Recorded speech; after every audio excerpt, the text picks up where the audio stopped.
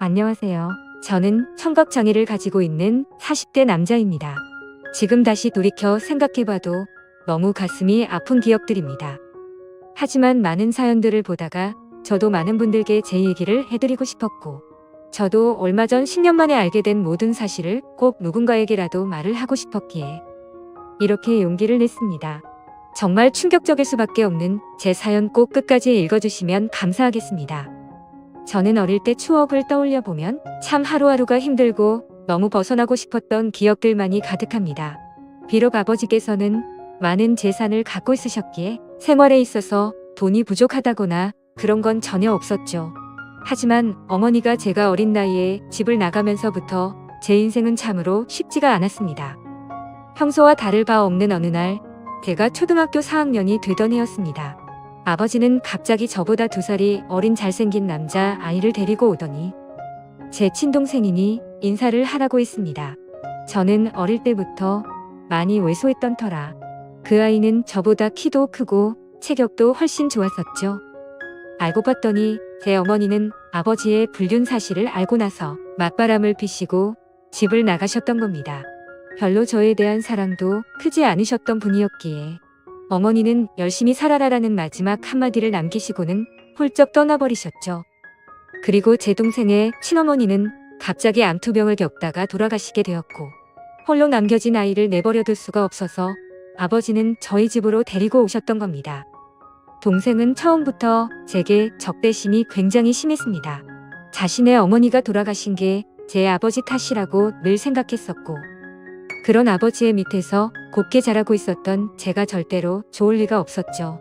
집에서도 학교에서도 동생은 아버지가 없을 때면 저에게 짓궂은 장난을 쳤습니다. 저보다 덩치가 훨씬 큰 동생은 2살이 많은 제게 반말을 내뱉는 건 기본이었습니다.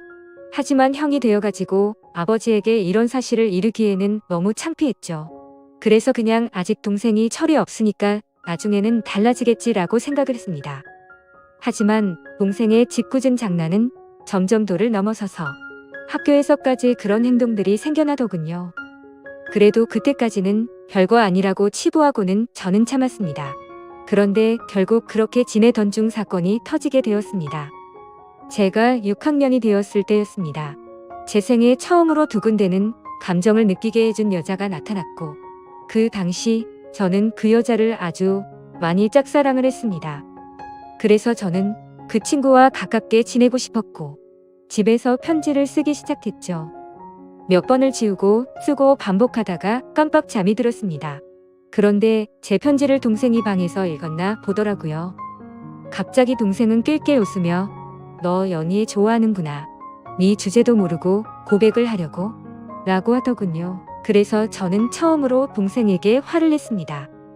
왜 함부로 내 편지 읽고 그러냐며 벽을 하고 뛰쳐나갔죠. 그날 이후로 며칠이 지났을 때였습니다.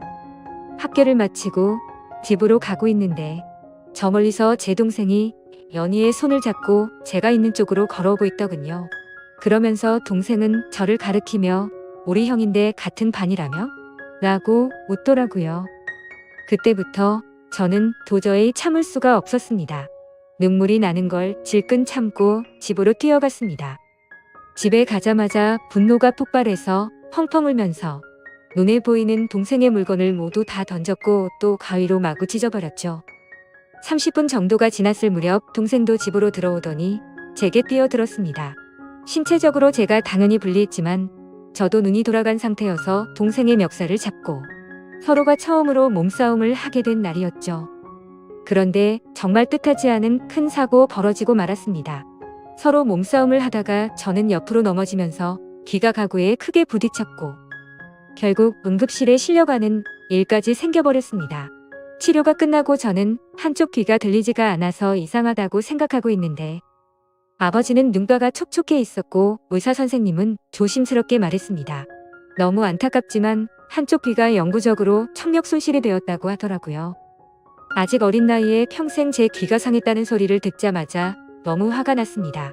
구석에 있는 동생에게 욕을 해대면서 달려들었고 마구 때렸습니다. 그러자 동생은 "네가 먼저 해놓고 왜 자기 보고 그러냐며 소리를 치더라고요. 그날 이후로 저는 한쪽 귀를 잃게 되었고, 훗날 웃고 지낼 줄만 알았던 동생도 잃게 되었습니다. 학창 시절 내내 저는 귀가 잘 들리지 않아서 괴로운 생활을 보내게 되었습니다. 그런 원망들은 고스란히 동생에게 갔죠. 집에서 얼굴을 마주쳐도 서로가 한마디도 하지 않았고 꿈에서 조차 나오면 욕을 하면서 깰 정도로 많이 증오했습니다. 그렇게 학창 시절을 겨우겨우 버텨냈습니다. 그리고 20살이 되자마자 저는 바로 독립을 하겠다고 아버지에게 말씀을 드렸고 예전보다 훨씬 마음 편하게 대학 생활도 즐기고 평범한 나날을 보냈습니다. 동생을 마주하지 않으니 다른 건 다 필요 없었고 마냥 행복했었죠. 그러다 제가 25살이 되던 해에 갑자기 병원에서 연락이 왔는데 충격적인 소식을 들려줬습니다. 지금 아버지께서 사고가 나셔서 마음의 준비를 하고 당장 오셔야 할 것 같다고 하더라고요. 저는 미친 듯이 울면서 곧바로 고향으로 내려갔습니다.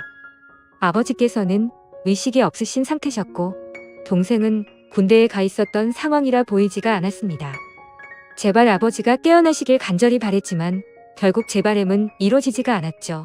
아버님은 그렇게 제 곁을 떠나시게 되었고 제게는 가족이라고는 서류상으로 있는 형식적인 동생만 존재할 뿐 사실상 제 곁에는 아무도 없어지게 되었습니다. 그렇게 장례를 치르고 있는데 변호사분이 찾아와서 댁의 유산에 관련한 걸 안내해 주더군요. 아버지는 제게 미안한 마음이 크셨는지 본인 재산의 90%를 제게 상속하셨고 10%는 동생에게 남긴다는 내용이었습니다. 그리고 제 의지에 따라서 재산을 더 분배할 수가 있다고 되어 있었죠. 동생도 아버지의 소식을 듣고 휴가를 나왔고 저는 그 모습을 보는데 보자마자 욕이 나왔고 도저히 마주치기가 싫었습니다. 그래서 그냥 내가 있을 테니 너는 그냥 눈에 띄지 말고 들어가라고 말했죠.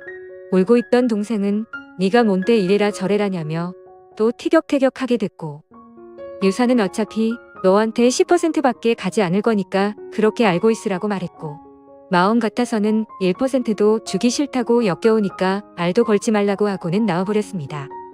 그런데 원래 성격 같아서는 날뛰었어야 할 얘가 가만히 있더라고요.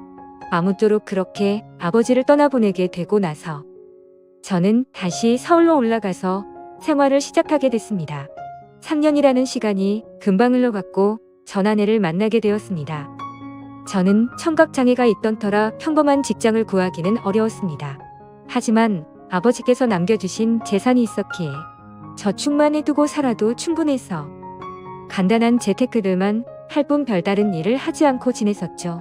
그런데 어느 날 자주 가던 부동산에서 중개업자분이 저보고 결혼을 해야 할 때 되지 않았냐고 하더니 소개를 시켜준다고 하더라고요. 자신이 아는 분의 딸인데 지금 스튜어디스를 하고 있고 얼굴도 예쁘고 착하다면서 저를 설득했죠. 하지만 저는 여자가 너무 두려웠습니다. 여자들 몇 명이 다가온 적은 있지만 청각장애가 있는 사실을 알고 눈빛이 바뀌는 것도 여러 번 겪었고 저에게 관심이 있다기보다는 제 재산에 관심 있는 여자들이 대부분이었기 때문이었습니다. 그래서 저는 한사코 거절을 하고는 부동산을 나서게 됐죠. 그로부터 며칠 뒤에 저는 은행 업무를 보고 집으로 들어가던 길이었습니다. 근데 저 멀리서 부동산 중개업자분이 어떤 여성분이랑 같이 서 있더군요. 복장을 보니 스튜어디스의 캐리어를 끌고 있었고 저는 저 여자분을 소개시켜 주려고 했었던 건가 했습니다. 가까이 다가가서 인사를 하는데 얼굴을 보자마자 저는 정말 첫눈에 반해버렸습니다. 너무 예쁜 외모에 뭔가 전문적인 복장을 입고 제게 방긋웃는데 그 모습에 푹 빠진 거죠.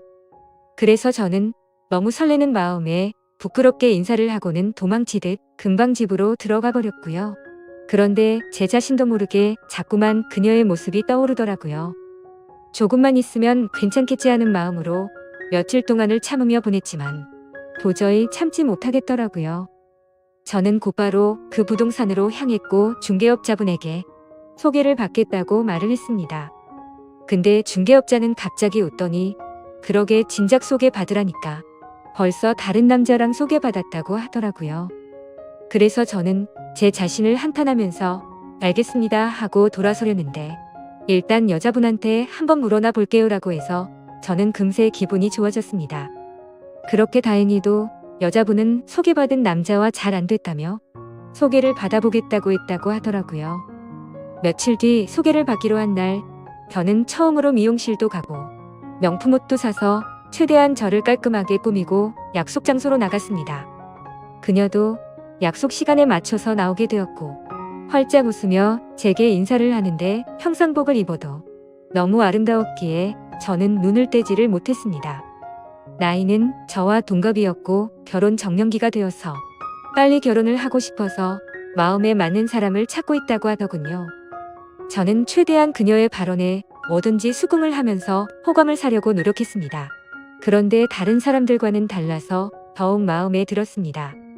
제가 청각장애가 있다는 사실에도 놀라지 않았고 재산이 이 정도 된다고 해도 그렇구나 하면서 별로 놀라지를 않더라고요. 그래서 무력도 없고 사람을 편견하지 않는구나 싶어서 저는 더욱 빠지게 되었습니다. 결국 저의 적극적인 대시에 그녀와 저는 연인이 되었죠. 결혼을 전제로 만나다 보니 주로 하는 이야기가 미래에 대한 이야기였죠. 그녀는 어떤 곳에서 어떻게 살고 싶다부터 시작해서 결혼을 하더라도 스튜어디스는 계속해서 하고 싶다고 하더군요. 저는 뭔들 다 좋았습니다. 그녀만 저와 함께 할 수 있다면 제 모든 걸 다 바칠 준비가 되어 있었죠. 그렇게 저희는 연애를 시작한 지 6개월도 되지 않아서 곧바로 결혼을 하게 되었습니다. 결혼을 한 뒤로 6개월간은 그 누구도 부럽지 않게 많이 행복했습니다. 그런데 제가 알던 제 아내는 어느 순간부터 다른 사람처럼 점점 변해가더라고요.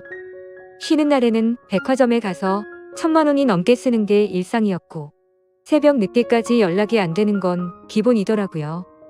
저도 그때는 정신이 나갔었던 것 같습니다. 그렇게 하는데도 저는 다 좋았고 불만이 크게 없었거든요. 그런데 결혼 1년차 때부터는 제 아내는 저를 벌레 보듯이 무시를 하기 시작했고 잦은 비행으로 출장을 가면 연락이 안 되는 건 너무 당연하다는 듯이 반복됐습니다. 심지어 우연치 않게 휴대폰을 보니 출장 가서 다른 남자들과 사진 찍은 것도 봤지만 그냥 용서를 해주고 넘어갔습니다. 하지만 그렇게 몇 번을 더 바람을 피더니 나중에는 대놓고 남자친구가 생겼다고 그런 말들을 당당하게 하더라고요. 저는 그때 당시에는 아무 말도 하지 못했습니다. 너무나도 사랑했던 탓에 이미 제 사고방식은 정상적인 작동이 불가능했죠. 그냥 그렇게 밖에서 놀고 다녀도 항상 집에는 들어오니깐 이런 말도 안 되는 생각을 갖고 살았습니다. 그리고 바람피는 모습이 제 눈에만 안 보이면 어느 정도 참을 수 있다라고 생각을 하고 버텼습니다. 그런데 어느 날 저는 정말 너무나도 충격적인 모습을 보고야 말았습니다. 제가 사업과 관련해서 미팅이 있어서 호텔 로비에서 커피를 마시고 있었습니다. 그런데 익숙한 모습의 여성이 보이더군요. 바로 제 아내였습니다. 말로만 들었지 실제로 저렇게 호텔을 드나드는 걸 보니 너무 화가 나더군요. 그리고 더 충격적인 건 옆에 있던 남자였습니다. 아버지가 돌아가신 뒤로 단 한 번도 연락하지 않았던 바로 제 친동생이었습니다. 그때 문득 생각이 들었습니다. 재산을 조금 받고도 조용했던 이유가 저렇게 내 재산을 노리고 접근하려고 했던 거구나 생각했죠. 저는 곧장 폭발할 것만 같은 마음을 추스르면서 조용히 둘을 따라갔습니다. 사실 그때는 제발 제가 생각하는 게 아니길 바라는 마음으로 따라갔죠. 그런데 결국 그 둘은 같이 한 방으로 들어가게 되었고 저는 조용히 문 밖에서 눈물을 흘리면서 비참하게 서 있었습니다. 30분가량이 지나고 벨을 눌렀죠. 그러자 문이 열리더니 제 동생이 가옷만 입은 채로 문을 열더라고요. 깜짝 놀라는 동생을 보자마자 욕을 하고 몸싸움을 했습니다. 그러자 아내는 소리를 질러댔고 결국 경찰까지 부르게 되었죠. 저는 동생에게 일부러 접근했냐고 욕을 했습니다. 그러자 아내는 출장을 가다가 자신이 먼저 연락처를 물어봤고 만났다며 무슨 헛소리냐고 소리치더라고요. 참 황당하게도 바람 피운 걸 자랑이라도 된다는 듯이 저를 무시했습니다. 그러자 동생은 한마디 하더군요. 이제 모든 사실을 알았으면 그만 빌붙고 이혼 도장 찍고 꺼지라고 말하더라고요. 그러자 아내는 옆에서 비웃으면서 이제는 도저히 같이 못 살겠다며 말하는데 정말 가슴이 무너져 내리는 것 같아서 소리내서 펑펑 울었습니다. 너무 행복하다고 생각했던 제 가정이 이렇게 무너지다니 믿을 수가 없었죠. 그때부터는 저도 도저히 버틸 자신이 없었고 모든 걸 내려놓기로 했습니다. 그렇게 저는 아내와 결혼 생활 2년 만에 결국 끝을 맺고 말았고 아내와 동생은 주변 사람들의 눈을 피해서 해외로 이민을 가게 됐죠. 그 뒤로 매일같이 술만 마셔댔고 일상생활을 전혀 하지 않고 살았습니다. 제 인생은 도대체 왜 이런가 싶었고 사람에 대한 배신이 너무 컸기에 앞으로 어떻게 살아갈 것인가만 고민했던 것 같습니다. 그런데 사람은 결국 시간이 모든 걸 해준다고. 한 해, 두 해가 지나갈수록 저도 모르게 웃고 지내고 있더라고요. 그러다가 지금의 제 아내를 만나게 되었습니다. 너무 힘든 시기여서 여자에 대한 적대감이 심했었지만 너무나도 자연스럽게 제 마음속으로 들어오더니 지금은 결혼한 지 6년 차지만 단 한 번도 다툼 없이 행복하게 지내고 있습니다. 전 아내와 달리 사치도 절대 부리지 않고 항상 알뜰하게 저축하고 지내는 그런 천사 같은 여자를 만나게 되었습니다. 그러다가 2달 전쯤 갑자기 10년 만에 전 아내에게서 연락이 왔습니다. 헤어번호라 혹시나 싶었지만 그 혹시나가 맞더라고요. 저는 차갑게 말했습니다. 무슨 명치로 감히 나한테 전화를 다 하냐고 했죠. 예전에 있었던 일은 미안했다며 사과부터 하더군요. 그리고 그 다음으로 한 말은 정말 좀 많이 놀랐습니다. 사실은 동생이 이민을 오고 나서 2년도 채우지 못하고 세상을 떠났다고 하더라고요. 술만 마시면 매일같이 욕하던 동생이 이미 이 세상에 없다고 하니 너무 많이 놀랐습니다. 그래서 말을 더듬으며 물었습니다. 아니, 왜 갑자기 멀쩡하던 애가 왜 죽었냐고. 그리고 죽은 지가 8년이 됐는데 그걸 왜 이제 말하냐고 했습니다. 그러자 전 아내는 할 얘기가 많은데 전해줄 것도 있으니까 다음 주에 들어가서 만나서 이야기하자고 하더라고요. 그렇게 일주일이 흐르고 난 뒤 저는 전 아내와 만나게 되었습니다. 물론 제 아내에게는 예전에 있었던 일도 다 말해줬었고 동생의 소식을 말해주면서 만나고 온다고 미리 말했는데 오히려 저를 위로해주면서 조심히 다녀오라고 했죠. 저는 단도직입적으로 물었습니다. 도대체 어떻게 된 건지 말을 해달라고 했습니다. 그러자 전 아내는 갑자기 눈물을 흘리면서 사과부터 하더라고요. 내가 정말 죽어마땅한 사람인데 너무 미안하다며. 사실은 그때 당시 소개를 시켜줬던 부동산 중개업자와 전 아내는 둘이 만나고 있었던 사이였답니다. 제 재산을 알고 의도적으로 접근을 했었고 그 덕분에 결혼을 하고 나서 제 돈을 흥청망청 쓰면서 몰래 비자금도 많이 빼돌렸다고 하더군요. 그리고서는 말했습니다. 사실 당신 동생을 많이 원망하고 있을 것 같은데 정말 이렇게 계속 살다가는 자신이 미쳐버릴 것 같다면서 용기를 냈다고 하더라고요. 동생과 전 아내는 불륜 사이가 맞았답니다. 물론 그건 전 아내만의 생각이었다고 했죠. 동생은 전 아내와 이민을 가고 나서 곧장 모든 사실을 밝혔답니다. 사실은 암에 걸려서 회복이 불가능한 상태였고 당신을 형 옆에서 떼어내려고 했다고 말했답니다. 그런데 전 아내는 이미 제 동생에게 많이 빠져 있어서 동생이 떠나는 날까지 옆에서 있었다더군요. 그리고는 제게 노트를 건넸습니다. 사실 동생은 절대로 이 비밀을 제게 말하지 말라고 해서 평생 말하지 않으려고 했답니다. 그런데 얼마 전에 한국으로 다시 돌아오려고 짐을 정리하다가 이 노트를 발견했고 내가 이 말을 안 하면 마음에 죄책감이 들어서 절대로 인간으로서 살아갈 자신이 없다면서 주더라고요. 그렇게 전 아내는 미안하다면서 앞으로 잘 지내라고 하고는 자리를 떠났고 저도 차로 돌아가서 침착하고 노트를 펼쳤습니다. 아버지와 저 그리고 동생이 찍은 유일한 사진이 끼어져 있더군요. 일기는 매일같이 쓰지는 않았고 동생의 어머니가 돌아가신 이후로 특별한 날들마다 쓴 것 같았습니다. 제가 청각을 잃은 날 쓴 일기를 보니 동생의 마음을 어느 정도 알 수가 있었습니다. 동생은 저에게 사고를 입힌 뒤로부터 매일같이 죄책감에 시달려 살았던 것 같습니다. 우리 엄마가 떠난 게 형의 잘못이 아닌 거 아는데 내가 왜 그랬을까 자책하면서 그래서 그날부터는 제게 편한 거라면 뭐든지 해주려고 했더군요. 제가 동생에게 말을 하지 않으니 서로 말을 섞지 않는 게 어린 나이에는 배려라고 생각했고 그날 이후로 자연스럽게 형과는 돌이킬 수 없는 사이가 됐다라는 글이 있더라고요. 그리고 학창시절 제게 놀림을 줬던 친구를 언급하면서 욕을 적었고 결국에 혼쭐을 내줬던 것 같습니다. 어느 날 동생이 얼굴에 멍투성이가 되어서 들어왔던 날이 떠오르면서 얼핏 기억이 났습니다. 아버지가 돌아가신 이후로는 자신이 눈에 띄지 않는 게 형의 행복이라 생각했고 절대로 다시는 나타나지 않으려고 했답니다. 그런데 가망이 없는 암이 걸렸다는 사실을 알게 되었고 저를 마지막으로 멀리서나마 보고 가려고 했답니다. 그렇게 저희 집으로 오던 중에 전아내가 다른 남자와 저희 집으로 들어가는 걸 봤답니다. 동생은 제 결혼식도 멀리서 지켜봤었기에 아내의 얼굴을 알고 있었죠. 그래서 당장 뛰쳐들어가서 다 부숴버릴까도 생각도 했지만 제 성격을 너무 잘 아는 동생은 침착하게 자세한 내막을 알아봤고 자신이 나서봤자 제가 이혼하지 않을 거란 걸 알았답니다. 그래서 전아내를 유혹해서 아무도 모르게 이혼을 시키려고 했는데 그날 호텔에서 우연치 않게 현장에서 걸려버리고 말았답니다. 그리고는 동생이 모진 말을 하자 형이 펑펑 우는데 가슴이 찢어지는 것 같아서 그날 밤새도록 울었다네요. 저는 그 글을 보는 순간 또다시 미친 듯이 눈물이 났습니다.